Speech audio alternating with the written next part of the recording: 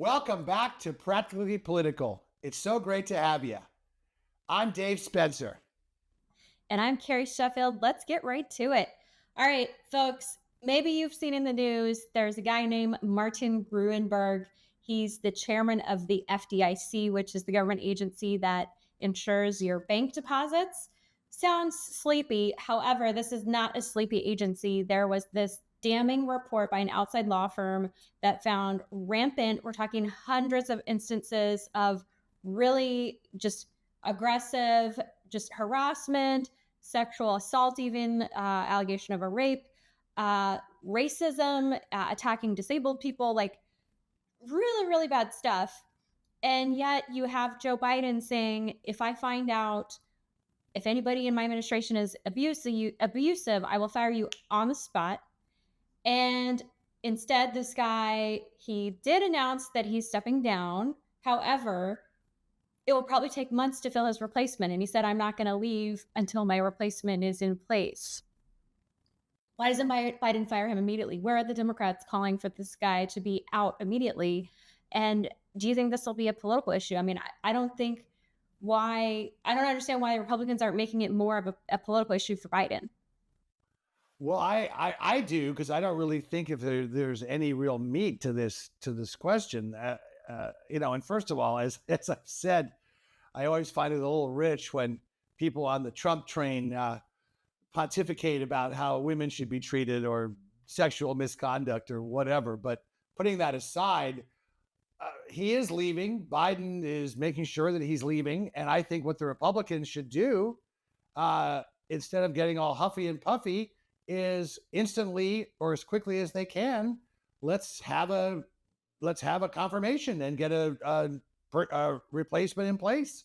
That's the best way to do it. The FDIC is one of those organizations that you don't hear a lot about, but it's very, very important. And I know there's a banking bill which Republicans oppose, shockingly, which would increase their reserve requirements.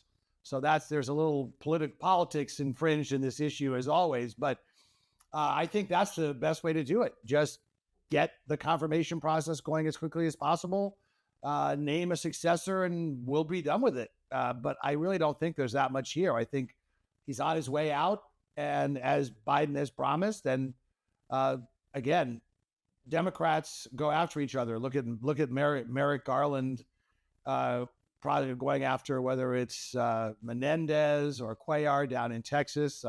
Needless to say, you don't see that on the other side. What say you? Well, the thing is, Biden said he would fire you on the spot.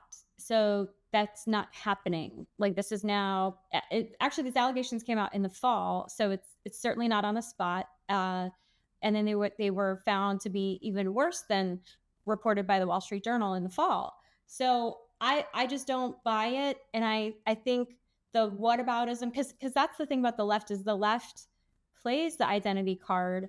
And so if they want to play that, then why wouldn't they do it here? And obviously you're right. It's because of the politics, because Elizabeth Warren and Maxine Waters, who are the Senate and the House financial services gurus, they care more about this bill than they do about actually protecting women. So that's the hypocrisy. So I'm really just calling out the hypocrisy.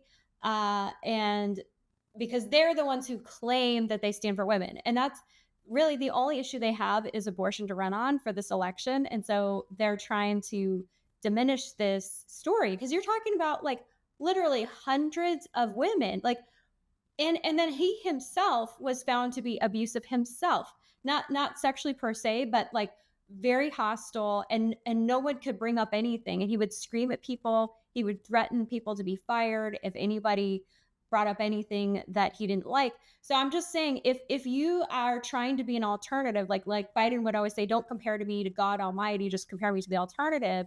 It's like, well, the alternative, if you're claiming to have a moral high ground, you don't. You absolutely don't. And so that's where I think the hypocrisy is lying. And it's because the person who would fill in, because you don't need a Senate confirmed person. There's a very clear legal succession in order, and it would be a Republican who would be elevated. That's why they're not kicking him out right now.